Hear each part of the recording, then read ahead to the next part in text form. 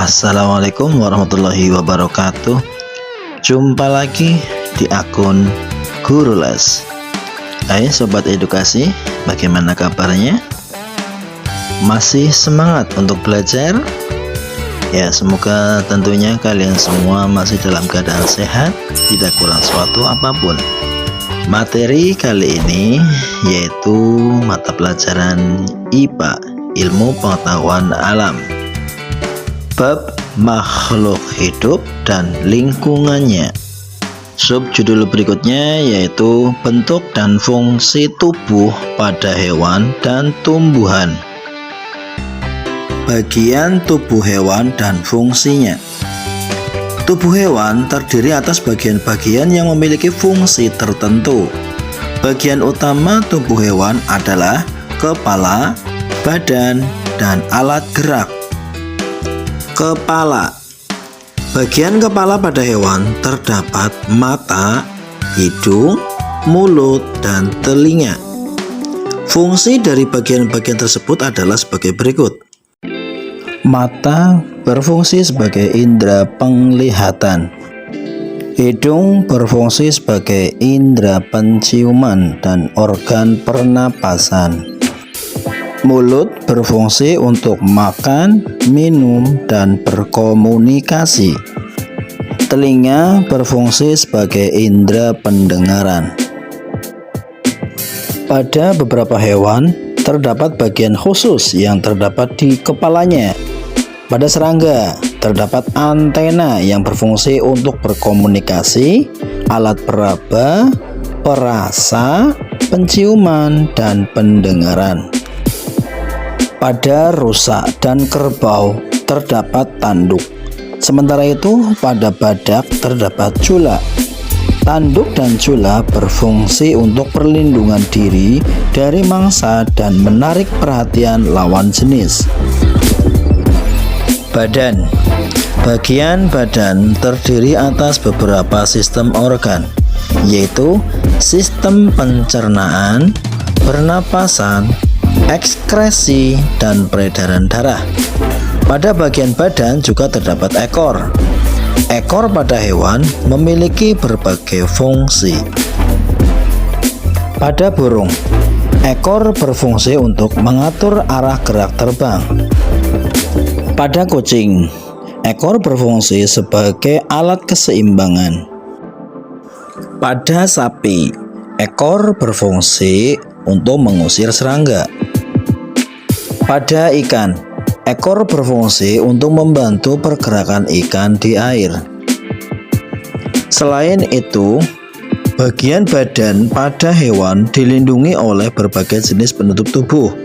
Misalnya, sisik pada ikan dan reptilia, bulu pada burung, dan rambut pada mamalia. Alat gerak. Alat gerak pada hewan berfungsi untuk bergerak dan berpindah tempat. Terdapat beberapa jenis alat gerak pada hewan, seperti sirip pada ikan, kaki pada kambing, kucing, dan kerbau, sayap pada burung, serta otot perut pada ular. Bentuk paruh dan kaki pada burung serta fungsinya. Bentuk paruh dan kaki pada burung berbeda-beda.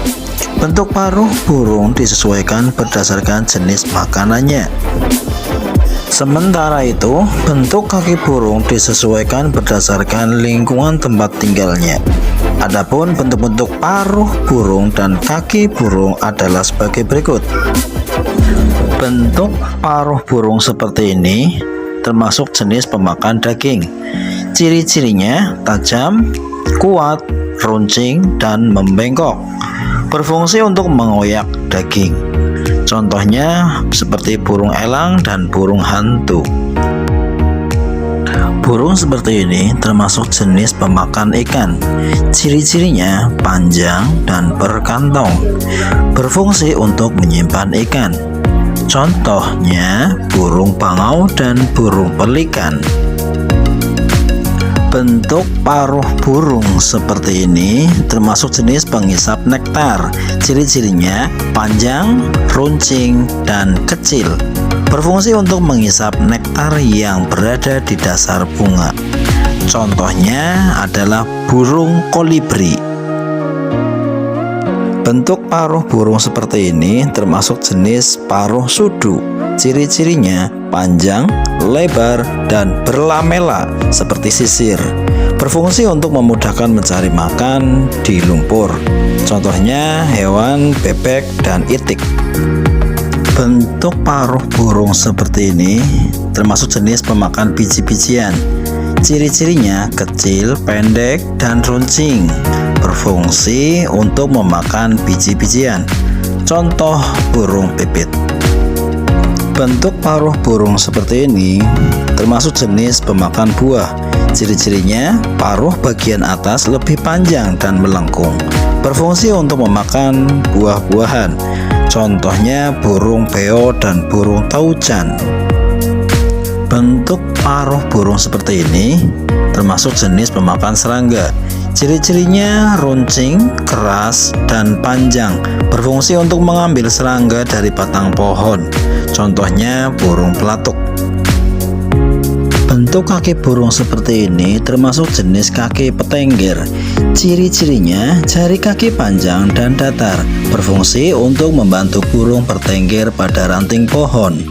Contohnya burung kakatua dan burung nuri. Bentuk kaki burung seperti ini termasuk jenis kaki burung pemanjat. Ciri-cirinya terdiri atas 4 jari, 2 di depan dan 2 di belakang. Berfungsi untuk memudahkan memanjat. Contoh seperti burung pelatuk. Bentuk kaki burung seperti ini termasuk jenis kaki pencengkram. Ciri-cirinya jari pendek, kuku melengkung tajam, dan cakar yang kuat. Berfungsi untuk mencengkeram mangsa. Contohnya burung elang dan burung hantu. Bentuk kaki burung seperti ini termasuk jenis kaki pengais. Ciri-cirinya memiliki 3 jari menghadap ke depan dan 1 menghadap ke belakang. Berfungsi untuk mengais tanah dan mencari makan. Contohnya seperti ayam dan kalkun. Bentuk kaki burung seperti ini termasuk jenis kaki perenang. Ciri-cirinya memiliki selaput yang berfungsi untuk berenang dan berjalan di lumpur. Contohnya bebek dan angsa. Baiklah, kita lanjut untuk pembahasan berikutnya, yaitu bagian tumbuhan dan fungsinya. Tubuh tumbuhan terdiri atas beberapa bagian, yaitu sebagai berikut. Yang pertama, akar. Berfungsi menegakkan tubuh tumbuhan, menyerap air dan zat hara dari dalam tanah, menyimpan cadangan makanan, serta alat pernafasan. Bagian tumbuhan yang kedua yaitu batang. Berfungsi mengangkut air dan garam mineral dari akar ke daun, menopang tubuh tumbuhan, dan menyimpan cadangan makanan. Yang ketiga adalah daun. Berfungsi sebagai tempat terjadinya fotosintesis, penguapan atau transpirasi, dan alat pernapasan. Bagian tumbuhan yang keempat adalah bunga. Berfungsi sebagai alat perkembangbiakan tumbuhan. Yang kelima adalah buah. Berfungsi melindungi biji dan sebagai cadangan makanan. Bagian tumbuhan yang terakhir adalah biji. Berfungsi sebagai bakal tumbuhan baru dan sebagai cadangan makanan. Tubuh tumbuhan juga terdiri atas beberapa jenis jaringan. Jaringan penyusun tubuh tumbuhan adalah sebagai berikut. Jaringan pelindung, disebut juga epidermis, berfungsi melindungi jaringan lain yang berada di bawahnya. Berikutnya adalah jaringan pengangkut, terdiri dari xilem, berfungsi mengangkut air dan zat hara dari akar ke batang dan daun, dan phloem berfungsi mengangkut hasil fotosintesis dari daun ke seluruh bagian tumbuhan. Jenis jaringan yang ketiga yaitu jaringan meristem atau juga disebut dengan kambium. Berfungsi untuk memperbesar diameter batang. Kambium hanya terdapat pada tumbuhan dikotil. Nah, sobat edukasi, tak terasa pembahasan tentang makhluk hidup dan lingkungannya telah selesai. Semoga materinya bermanfaat untuk kita semua. Cukup sampai di sini pembahasan kali ini. Kurang lebihnya dari saya mohon maaf. Sampai ketemu lagi pada pembahasan tayangan berikutnya. Sekian, assalamualaikum warahmatullahi wabarakatuh. Salam edukasi.